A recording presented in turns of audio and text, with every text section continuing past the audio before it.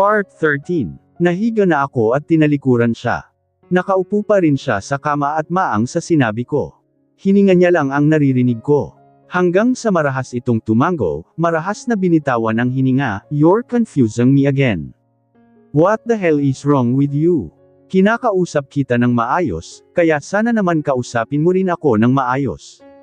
You can't just tell Mel, I'm a liar and turn your back as if you never said anything." Tumaas ang boses niya kaya napaigtad ako. Napapikit ako at huminga ng malalim, nanatili ako sa pwesto ko at hindi siya nilingan. Nerissa, tawag nitong may pagbabanta, naikuyong ko ang kamay at mahigpit na humawak sa kumot. Lang beses akong humugat ng hininga, bago naupo sa kama. Hinarap ko siya at tumayo sa mismong harapan niya. Wala namang problema, baka ikaw meron. Walang emosyong saad ko dito, napatiimbagang siya. But you're acting the opposite, tell me what's wrong. Hindi ganito nang kailangan ko pang manghula kung may problema. You're being cold and distant, and I don't like it. Frustrated nitong sabi at hinawakan ako sa magkabilang balikat. Napatinggan ako dun, tinanggal ko yun at ibinaba. Hindi mo kailangang magustuhan ang ugali ko. Hindi ba ito ang gusto mo, at bakit ba nagiging mabait ka atas sakin? O totoo ba talaga ang pinapakita mong ugali ngayon? Bakit hindi mo ako tretuhin katulad ng pagtrato mo sakin dati? Bakit, dahil may kailangan ka? Tretuhin mo ako katulad ng pagtrato mo sakin dati. Pahirapan mo ako, sigawan mo ko. Dinuro-duro ko ang dibdib niya, pero hindi siya natinag. Diyan ka naman magaling eh. Hinwakan niya ang kamay kong nasa dibdib niya, hinihingal akong napaangat ang ulo sa kanya. Napalunok ako sa intensidad sa kung paano siya nakatingin sakin. Gumalaw ang panga niya, hinailan niya ang braso ko at inilapit ako sa kanya. Do you really think about me like that? You want me back treating you like before? Mas damiin ang paghawak niya sa kamay ko, napa-array ako pero wala lang yun sa kanya. Okay then, madali naman akong kausap. Marahas niya akong binitawan, bernagsak ako.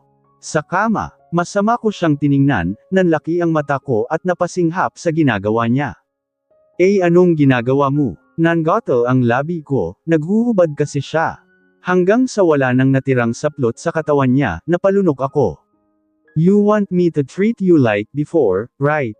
Kinilabutan ako nang ngumisi siya, naglakad siya palapit sakin. Hanggang sa nakalapit at nasa harapan ng mukha ko ang naghuhumindig niyang pagkalalaki. Let's start then. Hinailan niya ang buhok ko sa likod pababa, napaigik ako sa bigla niyang paghila sa buhok ko. Nakatingala ako sa kanya, nasa pisngi ko na din ang pagkalalaki niya. Suck it and pleasure me. Umiling ako, nahihintakutang napatingin sa gitna niya. Mariin kong isinara ang bibig at naluluha siyang tiningala. What, you want this? I'm just giving it to you, now do it before I force it into your mouth. Hindi ko siya dapat ginalit, ngayon parang gusto kong pagsisihan ang nasabi kong bumalik kami sa dati. Nakalimutan kong bukod sa pagpapahirap sa sa paglilinis ng bahay niya at kung ano-anong utos, nakalimutan kong mahilig din siyang pahirapan ako sa kama. Sinunod ko siya lahat ng pinagawa niya sinunod ko. Pinigilan ko ang umiyak, kahit pa nga nasasaktan na ako. Lalo na nang siya na mismo ang umulos sa bibig ko dahil ng alay na ako. Ilang beses niya yung ginawa ng paulit-ulit. Mariin kong kinakagat ang ngipin ko, para hindi gumawa ng ingay sa tuwing uulos siya. Hindi niya ako tinigilan kahit pa nga nakakatulog na ako. Wala siyang kapaguran, at parang hindi isang taong ang umaangkin sakin na hindi mawalan-walan ng lakas. Inabot kami hanggang umaga, inaangkin niya ako mula sa likod. Napapikit na lang ako nang marinig siyang umungol at nilabasan. Isinubsob ko ang mukha ko sa kama, akala ko tapos na kami nang bigla na lang niya akong baliktarin paarap sa kanya. Dahil walang lakas, hinayaan ko lang siya. Walang emosyon akong nakatingin sa kanya, tumulo ang luha ko pero walang tunog na lumalatbas sa bibig ko. Nakatulala lang akong nakatingin sa kanya, mas bumilis ang ulos niya at naging desperado. Nakapikit at nakatingala, bumaba ang tingin niya sakin. Natigilan siya saglit, at nagpatuloy sa pag-ulos sa ibabaw ko. Bagsak ang katawan niya sa katawan ko na hinihingal. Hindi ako gumalaw, patuloy pa rin ang luha sa pag-agos mula sa mata ko. Bumangon siya at naupo sa kama patalikod sa akin, nakatingala lang ako sa kisame, hindi ko siya nilingon hanggang sa makapasok siya sa banyo. Hindi ako gumalaw sa pwesto ko, hanggang sa makabalik siya sa kwarto at magbihis. Ganun pa din ang pwesto ko.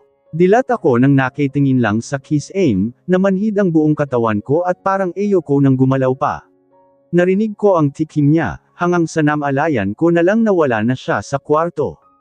Saka lang ako gumalaw, niyakap ang kumot sa katawan at bermuluktot ng higa. Dun ko na nailabas ang hagulhol kung kanina ko pa pinipigilan. Lumakas ang iyak ko, nasasaktan ako.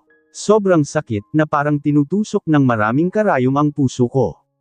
Oo, mahal ko siya, pero sobrang sakit na, ayoko na, masyado nang masakit. At ayokong umabot sa puntong mawala ang pagmamahal ko sa kanya, at tuluyan ko siyang kamuhian. Tama na, kailangan ko na talagang makalayo sa kanya. Bago pa mangyari yun. Oy, Nerissa, napalingon ako kay Ate Mari. Mabilis itong lumapit sakin, hunuwak sa braso ko at sumabay sa pagpasok sa kabahayan.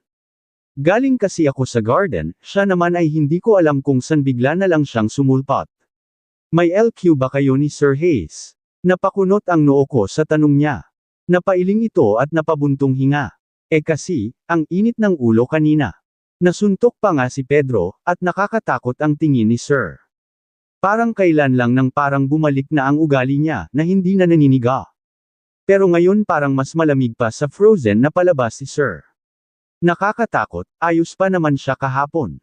Baka lang nag-away kayo, bumalik kasi ang nakakatakot niyang aura eh. Hindi ko alam. Sagot ko na lang at nauna nang maglakad sa kanya. Nauna ako sa kusina at wala doon si Nailara, pero nandun ang phone niya sa ibabaw ng counter. Napalinga ako at hinanap siya, nilaybot ko ang paningin. Wala siya, huminga ako ng malalim at pasimpleng lumapit sa phone at kinuha yon. Isinama ko ang gulay na katabi nito at dinala sa lababo. Binitawan ko ang gulay at mabilis na sa kusina. Maingat akong lumabas at pumunta sa likod bahay kung san walang bantay. Nagtago ako sa hindi kita ng CCTV, inilabas ang phone. Tinitigan ko ng ilang minuto ang hawak, bago nagdesiyong tawagan siya. Kinakabahan akong nagpalingalinga sa paligid, baka kasi mapadako si Ate Marge dito o kaya isa sa mga bantay. Ilan pang ring, pero wala pa ding sumasagot. Napahinga ako ng malalim, hindi niya kilala ang number na to kaya siguro ayaw sagutin o baka busy. Linobo ko na ang tawag ng ilang beses pa ay hindi siya sumagot. Baka maghinala na si Nailara at hanapin ang phone niya. So, don't call. I'll call you, it's PLUFFY. Matapos may send ibinalik ko sa bulsa ang phone at huminga ng malalim bago bumalik sa kusina. Paimpol kong ibinalik sa counter ang phone nang makitang walang tao. Napaayos ako nang tayo nang marinig ang boses nila palapit. Napatingin sila pareho sakin, at sa phone ni Nailara. Lumapit si Nailara at kinuha ang phone niya. Hay nako, dito ko pala to naiwan. Naiiling niyang sabi, ngumiti lang ako at nagpaalam pupunta sa kwarto. Napaupo ako sa kama, napabuntong hinga akong napatingala. Siguro naman, mahahanap niya ako dito. Hindi ko lang alam kung paano siya makakalusot ng hindi nahuhuli ni Hayes. Wala pa rin akong balita kay Amelie tungkol sa pamilya ko. Sana lang ay maganda ang kalagayan nila ngayon, dahil kung may ginawa nga si Hayes sa kanila. Hindi ko mapapatawad ang sarili ko. Bumalik nga ang dating pagtrato sa akin ni Hayes. Naging malamig ulit siya, hindi na rin kami magkatabi matulog. Matapos niya akong pagsawaan ay iiwan na lang niya ako nang walang pakialam. Sa nilatag ko na ulit ako natutulog, hanggang sa isang gabi, pagod ako sa maghapong paglilinis at paglalaba dahil wala si Ate Marge. Si Nailara naman ay pinauwi daw sa bahay nila Hayes. Kaya ako lang mag-isa sa bahay, buong maghapon. Siyempre maliban sa mga bantay niya, hindi naman mawawala yun. Natulog na ako sa nilatag kong tulugan, nang biglang kumalabog ang pinto at pumasok doon ang galit na si Hayes. Napaupo ako, at napatingin sa kanyang nakangising mukha. Binuksan niya ang lahat ng ilaw. Hanggang sa naglakad siya palapit sakin, hinayla ako patayo. Dinala niya ako sa sopa at pinatalikod. Hayes, nasasaktan ako. Sigaw ko sa kanya, pero parang bingi na hindi niya narinig yun. Hawak niya ang buhok ko sa likod at nakasampa ang kalahati ng katawan ko sa sopa. Napasinghap ako sa sakit ng paluan niya ang pang-upo ko, nakagat ko ang ibabang labi ko sa sakit. Hanggang sa marahas niyang hinubad ang pangtulog ko. Napasigaw ako nang mapunit ang pijama kong suot ng heel niya, napasabsab ako sa sopa, binuka niya ang hita ko gamit ang paa niya. Natakpan ko ang bibig ko, napasigaw ako sa biglaan niyang pagpasok. Marahas siyang umulos papasok sakin. Walang kaingat-ingat, nagmamdali at mapagparusa ang bawat ulos, hindi ko napigil ang hindi maluha. Natakpan ko ang bibig ko, napasigaw ako sa biglaan niyang pagpasok. Marahas siyang umulos papasok sakin. Walang kaingat-ingat, nagmamdali at mapagparusa ang bawat ulos. Hindi ko napigil ang hindi maluha. Kinagat ko ang ibabang labi ko, hanggang sa nalasahan ko na ang dugo doon. Lasing siya, naamoy ko ang alak sa kanya. At ngayon, galit siyang umuulos. Hindi niya ako kinausap simula ng huli naming pag-uusap. Tahimik lang siya at malamig, lahat ng utos niya kung hindi niya ibibilin kay Nailara. Mag-iwan siya ng notes sa side table niya. Naging desperado na ang ulos niya at maya-maya diyang ay nanigas ang katawan niya at bumagsak sa likod ko. Pareho kaming hinihingal, ramdam ko ang hangin mula sa bibig niya sa leeg ko. Maya-maya pa ay sumusab siya sa leeg ko at hinalik-halikan yun. Napapikit ako, ito na naman siya. Ngayon na lang ulit niya ito ginawa. Matapos kasi ang nangyaring sagutan kung matatawagan man yung sagutan. Inaangkin niya ako ng maraming beses, pero hindi niya ako hinahalikan. Umalis siya sa likod ko, at iniharap ako sa kanya. Naluluha ko lang siyang tiningnan, napatingin din siya sakin. Tumiim ang bagang niya, hindi ako nakapagsalita ng pangkuha niya ako at dalhin sa kama niya. Inihiga niya ako at inayos ang kumot, akala ko kung ano na ang gagawin niya. Nang umikot ito sa kabilang side at samampa, nahiga din siya at tumabi sakin, napamaang ako sa ginawa niya. Hinailan niya ang ulo ko at pinaunan sa braso niya. Hindi ako makagalaw sa sobrang gulat. Bakit niya ginagawa to? Anong nangyari kay Hayes, bakit parang? Tiningal ako siya, nakapikit siya at habol pa rin ang hininga. Hindi mapigil ang itaas ang kamay at hinaplos ang mukha niya. Napatigil siya, hanggang sa napadilat na din at hinawakan ang kamay kong nasa mukha niya. Don't. Umiling na saad niya, magsasalita na sana ako nang ibinaba niya ang kamay ko at iniyakap sa kanya. Mas hinailan niya ako at niyakap. Just sleep, I don't want to talk. I'm just giving you what you want. Nahirapan akong lumunok sa sinabi niya, ito nga ba ang gusto ko? Pumikit na lang ako at hinayaan ang sarili na maramdaman ang init ng katawan niya. Wala na si Hayes sa kama nang magising ako, hindi na nangyari ulit na may mangyari sa amin, katulad ng inaasahan ko. Natulog nga lang talaga kami na magkayakap, hindi ko alam kung ano na naman ang palabas ni Hayes ngayon. Aba na ako at dumiretso sa kusina, napakunot ang noo ko nang makitang wala pa rin sila Ate Marie. Ang sabi nila sabay silang babalik ngayong umaga Nagluto na lang ako ng umagan ko, hindi ko alam kung nandito pa ba si Hayes. Wala akong ingay na narinig sa opisina niya, kaya malamang wala na ito. Tahimik akong naghain ng almusal ko, matapos mailagay ang sinangag sa mesa kumuha ako ng baso at nagsali ng tubig. Ay puting pulaka. Sigaw ko ng pagharap ko ay ang nakakunot ang noo ng si Hayes ang nakita ko, akala ko wala na siya dito. Napaubo ako at napainom ng tubig, naglakad siya palapit sa akin, nasa magkabilang bulsa ng suot na pantalon ang kamay. Anong puting pulaka? Humugot ako ng hininga at sinaman siya ng tingin, arko lang pataas ang kilay niya. Napairap ako sa kanya at naglakad na para maupo. Hindi ko siya pinansin at naupo na, napaangat ang tingin ko sa kanya nang maglakad ito at tumigil sa gilid ko. Sinaman ko lang siya ng tingin.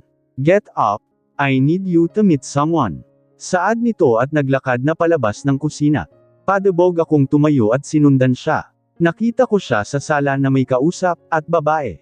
Base sa pangangatawan niya, kahit pa naka-slacks ito at puting polo.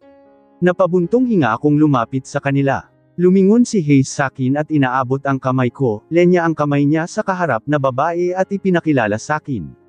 Nerissa, this is Madison Furry, your bodyguard from now on.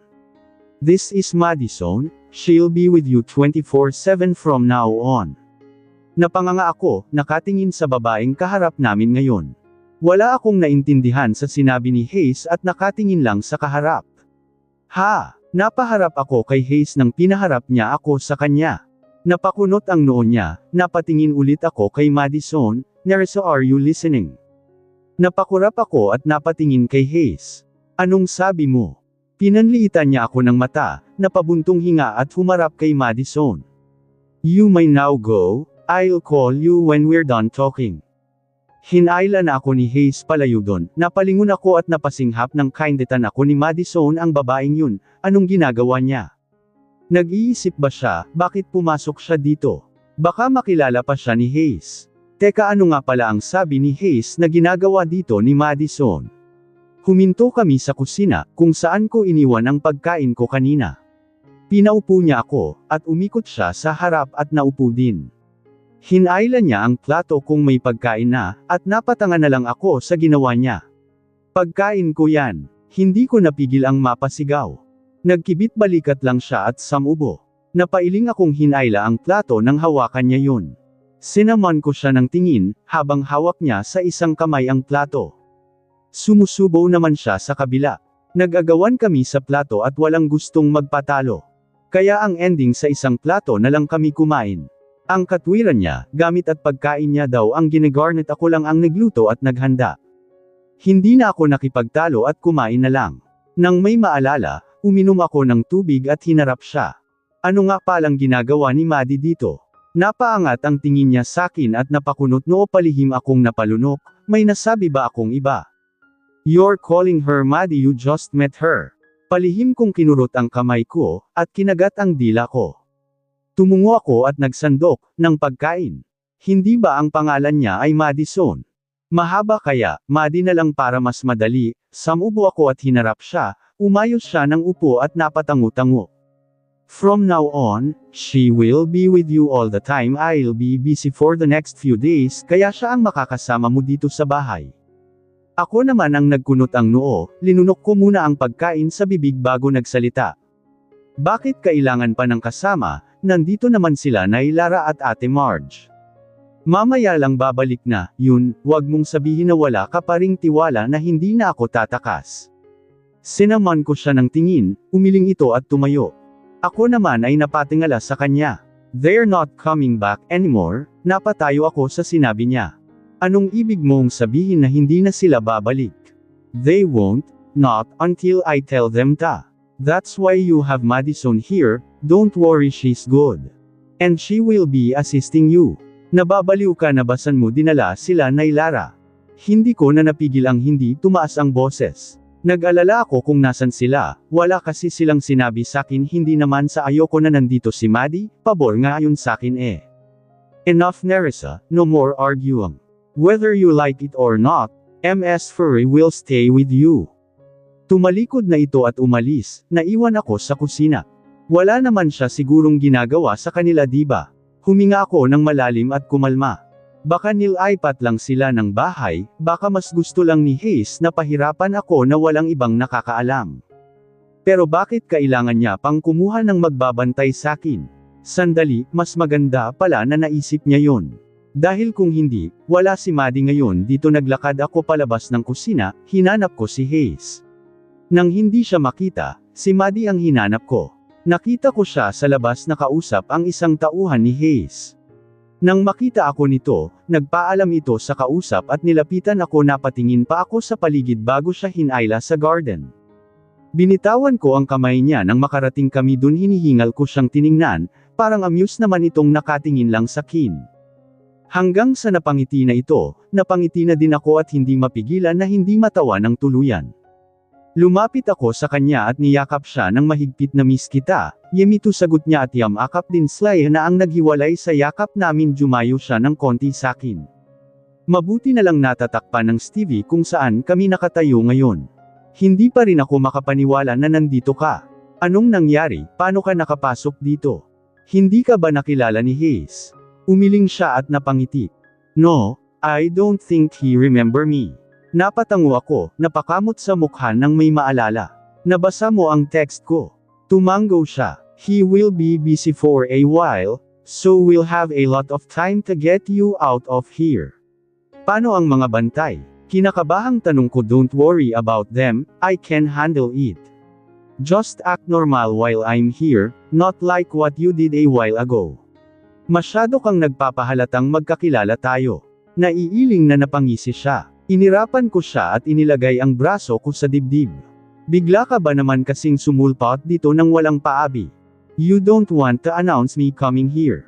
Napailing siya, natawa na lang ako. Napahingang malalim, napatingin ulit sa kanya, kumusta ka na? Nagkibit balikat lang siya. Doing good, business is good. Everything's good, the booklet is in a safe place. Napatango na din ako, napaupo ako at napangalumbaba sa mesa. Naupo na rin siya sa kaharap ko. Are you sure about this? Napakunot ang noo sa tanong niya. Sigurado kang aalis ka dito na hindi mo nasasabi sa kanya? Napahinga ako ng malalim at yumukjok sa mesa. Wala na akong balak pang sabihin sa kanya. At malapit na din akong sumuko sa kanya, kaya bago ko pa gawin yun, kailangan ko ng lamayo muna. Napaangat ang ulo ko sa sinabi niya. Hindi ba itong pag-alis mo ay pagsuko na? You're leaving him, that's mean you're giving up already. Napalunok ako, yumukjok ulit sa mesa at napapikit. No, because if I already gave him up, I will tell him everything, leave him hanging and I won't show myself to him anymore.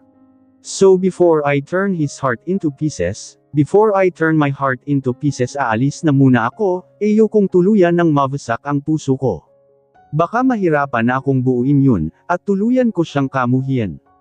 Naramdaman ko ang palad niya sa pisngi ko kaya napadilat ako. You're crying, do you really love him that much? Napaayos ako ng upo at pinahid ang luha sa pisngi ko. Sumangot ako at malungkot na tumango, napailing naman siya. Tumayo na siya at nagpaalam na may gagawin lang sa labas at babalik na lang. Wala si Hayes at totoo nga ang sinabi niyang hindi na babalik pa sila Ate Marge at Nailara. Kaming dalawa lang ni Maddie ang nasa loob ng bahay. At dahil nadagdagan ng Stevie sa bahay, hirap kaming magkausap ni Maddie kahit kaming dalawa lang. Kailangan pa naming pumunta sa garden at patagang mag-usap. Naitanong ko na rin sa kanya kung may balita siya kay Amanda. Don't worry, she's fine. Kaden is with her. What can Amel do? Sagot niya, at dahil wala akong balita kay Amel, sa kanya na ako nagpatulong hanapin ang pamilya ko. They're fine, nasa probinsya ng tiyong mo. And they're safe there. Hayes doesn't know about it. Nanlumo akong pumanhik sa kwarto. Parang nagsisisi ako na sinisi ko si Hayes, na pagbintangan ko siya sa pagkawala ng pamilya ko. Gamaan ang pakiramdam ko sa kaalamang nasa mabuti silang kalagayan. Nagising ako sa haplos sa mukha ko. Naalimpungatan akong nagmulat at nakita si Hayes na hinahaplos ang mukha ko. Lasing na naman siya, naamoy ko ang alak sa kanya. Namumungay din ang mata niya, at parang ang lungkot ng mukha. Hindi niya siguro napansin na gising ako, nakatitig lang siya sakin. I really wish you're not connected with him. Napakunot ang noo ko sa sinabi niya. Tumayo siya at umalis sa harap ko. Narinig kong bumukas sara ang pinto ng banyo kaya marahil ay pumasok siya dun. Mahigpit akong napahawak sa kumot, napapikit at natulog na lang ulit. Maaga akong nagising at nagluto ng almusal namin. Tapos na akong magluto ng saktong pumasok si Hayes sa kusina. Tumulong siya sa pagdala ng pagkain sa mesa. Napalingon ako kay Maddie, nandito din siya sa kusina dahil may sasabihin daw siya. At dahil nandito si Hayes, hindi na muna natuloy. Kumain kami ng tahimik, pero pansin ko ang paminsang pagtingin ni Hayes sa akin. Napahinga ako ng malalim at hinarap siya. Ano ba kasi yun? Naiirito kong tanong, napakunot ang noo niya. What? Maang na tanong niya, napaliling ako at tumayo na. Where are you going? You didn't even finish your food. Walang buhay ko siyang tiningnan, napatingin din sa plato kong halos walang bawas, wala akong gana. Sagot ko na lang at umalis na sa mesa, dumiretso sa lababo at inilagay ang plato ko doon. Ito naman ang karaniwan kong almusal, itlog at hotdog. May bacon pa nga, pero wala talaga akong gana. Naduwal pa nga ako kanina, habang nagluluto nito dahil sa amoy. Pero binaliwala ko yun, masama din ang pakiramdam ko nang magising. Are you okay? Napalingon ako kay Hayes, sumunod pala ito. Sinaman ko lang siya ng tingin. Napabuntong hininga naman ito. I'll be late later, or I won't be able to go home. Tiningnan ko lang siya, nagpapaalam ba siya? Bakit? I just napailing ito. I have to go. Napatingin na lang ako sa likod niyang paalis. Humarap ulit ako sa lababo at napahawak sa tiyan ko. Bigla kasing sumakit, ilang beses akong huminga ng malalim at nawala naman. Matapos maglinis sa kusina, pumunta ako sa garden at nagdala ng snacks. Kinuha ito sa ni Maddie at siya na ang nagdala. Nakarating kami sa garden, naupo na ako samantalang siya ay nakatayo pa din. Napaangat ang tingin ko sa kanya, nagtatanong kung bakit nakatayo lang siya. May ininguso siya sa likod niya. Napabuntong hinga na lang ako at napatingin sa Steving nakaharap sakin, nakatalikod dun si Maddie. Tumayo ako at naghanap ng tela, nang makita ang basahan kinuha ko ang mahabang stick. Lumapit ako sa Stevie at naimiwang. Isinabot ko ang basahan sa stick at itinaas yun. Napangisi ako nang makitang natatakpan yun ang buong camera. Maya-maya lang ay nagring ang phone ni Maddie. Napangiti siyang umiiling ng maling urian ko. Sinagot niya ang tawag, at kinausap ang Roz sa kabilang linya. Napataas ang kilay nang iniabot niya ang phone niya sakin. Naglakad ako palapit sa kanya at kinuha yon. Nilagay sa tainga at nagsasalita pa rin si Hayes, "Why would she do that? Tell her to remove that cloth in that camera." At kung hindi ko tanggalin. Natahimik siya na patikhim bago nagsalita ulit, "Remove that cloth now, Nerissa. You don't want to see me angry." Nada narinig ko siyang napasinghap sa sagot ko at bago pa siya makapagsalita pinatay ko na ang tawag. Tinalag ko ang phone kay Maddie na nangingiti pa din. Naupo na ako at nagsimulang kumain ng apple. "I can't believe you really did that. You're not scared of him anymore?" Ngumunguya akong umiling. Napailing na din siya at naupo sa harap na upuan. "We're going out here later." Natigil ang pagkagat ko sa apple at napatingin sa kanya. Ngumisi naman siya, "Everything is ready, we can get out of here later, makakaalis na tayo." Napalunok ako at hindi mapigil ang mapatayo nang tumango siya. "Yes, so get ready." Lutang akong nakatingin sa kisame ng kwarto. Nakahiga at nakadipa sa magkabilang side ang kamay ko. Ang boring, wala si Ate Marge na madaldal. Wala rin si Nailara, hindi ko naman madaldal si Maddie. Inaayos niya ang dapat ayusin para sa pag-alis namin mamaya. Gamulong ako padapa at nilagay sa ilalim ng baba ko ang dalawang kamay ko. Napabuntong hinga ako, sigurado na daw ang alis namin mamaya. Parang may pumipigil sakin, ayoko munang umalis. May parte sakin na ayaw umalis. Gusto ko pang makasama si Hayes, gusto kong sulitin ang araw na magkasama kami bago kami maghiwalay ng landas. Ano to? Nakakunot ang noong kinuha ko ang inabot sa ni Maddie na supot. "Take it. You might need it." Sagot niya at umatras, napailang na lang ako. Siguradong nakatingin sa camera ngayon si Hayes, itinabi ko ang plastic at inilagay muna sa mesa. "Kung ano man yan, mamaya ko nabubuksan. Kumain muna tayo, nagugutom na ako eh." Bumalik ako sa paghahain ng tanghalian namin. Tanghalian pa lang namin ngayon. Natatakam ako ang naupo at napangiti sa niluto ko. Sinigang na hipon, at umuusok pa sa init. Hindi sana ako baba kanina kung hindi ako nakaramdam ng gutom. Naalala kong wala palang magluluto, bukod sakin.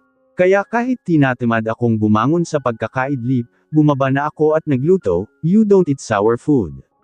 Napaangat ang tingin ko kay Maddie at sinamon siya ng tingin. Hindi naman to sobrang asim, kaunti lang ang nilagay kong pampaasim kaya ayos lang. Sagot ko at nagsali na ng sabaw sa mangkok. "I disagree with that. I can smell all the way here the sour smell." "What's wrong with you? Are you sure you just put a little there?" Napatikip pa siya ng ilong, minusuan ko na lang siya. "Maupo ka na lang at kumain, 2 pack nga lang nilagay ko eh.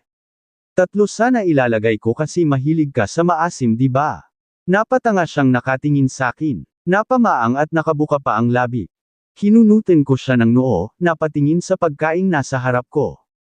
"Are you serious? Kaya pala ang tapang ng amoy, ano bang nangyayari sa'yo? Last time I checked you dislike sour food." Napahinto ako sa pagsubo at napatingin sa kanya. Naupo na siya sa kaharap kong upuan, naibaba ko ang kutsara, kinakabahang napatitig sa kanyang umiling. "You really need to take that just in case." Sabi niyang nagsandok na din ng pagkain sa plato niya. Ako naman ang napamaang sa sinabi niya, napakunot ang noo ko at napaisip. Ngayon ko lang naalala na hindi pala ako kumakain ng maasim, kasi nangangilo ako. Bumaba ang tingin ko sa plato kung may hipon. Sa sabaw na umuusok pa, at kay Maddie na napangiwi ng matikman ang sabaw. Gosh! Is this still eatable? Ang asim, sasakit ang sikmura ko sa asim nito. Nilang niyang saad, pero patuloy pa rin naman ang subo. Nang may marealize, napatikip ako sa bibig ko at nanlalaki ang matang napatingin sa kanya. Tingnan mo ta, maasim daw pero sarap na sarap kong kumain. Mahilig kasi siya sa maasim, pero kung makareklamo parang hindi nag-1 enjoy kumain. Matunag pang humigop ng sabaw. Nitong nakaraang araw, ay napapansin ko din ang pag-iba ko. Hindi ko yun pinansin at nawala na sa sip ko. At ngayon ko lang napagtagpi-tagpi ang lahat, ang kakaibang nangyayari sa akin. Sintomas yun ng isang buntis. Napangiti akong napahawak sa tiyan ko, nakangiti akong kumain, nang maalala ang sinabi ni Maddie na kailangan kong gawin. Ano nga pala ang nasa supot na yan? Tanong kong ang tingin nasa supot sa harap ko. Just take it, and read the instruction carefully. Nakangisi niyang sagot, napakunot ang noo. Dahil sa kuryosidad, ginabot ko ang supot at binuksan yun. May gamot doon, pero naaga ng atensyon ko ang kasama nito. PT. Napamaang akong napatingin kay Maddie na sarap pa din na kumain. Hindi ako makapaniwalang nakatingin sa kanya, napansin niya din ba, kaya siya bumili nito. Matapos kaming kumain, nagpresenta na si Maddie na siya na ang magliligpit. Mabilis akong naglakad pabalik sa kwarto bitbit ang supot at dumrets o sa banyo. Hinihingal akong naupo sa nakasarang inidoro. Nang inag ang kamay kong napatingin sa hawak, napalunok kay akong inilabas ang ilang piraso ng PT na naroon. Nagdadalawang isip pa ako kung gagawin ko ba o hindi. Kasi sigurado na ako sa magiging resulta, pero parang iba pa din kung makikita ko na. Binasa kong maigi ang instruction katulad ng sabi ni Maddie. Pagkatapos ay sinunod ang bawat steps, para akong nilalamig sa kaba. Inilagay ko ang 5 PT sa lababo at inilatag doon. Bumalik ako sa pagkakaupo sa inidoro at hinintay ang resulta. Na-excite akong naghintay at hindi mapigil ang pagsiklupan ang dalawang palad sa kaba. Dumaan ang ilang minuto at tumayo ako. Dahil tinalikod ko ang mga PT, hindi ko agad nakita ang resulta.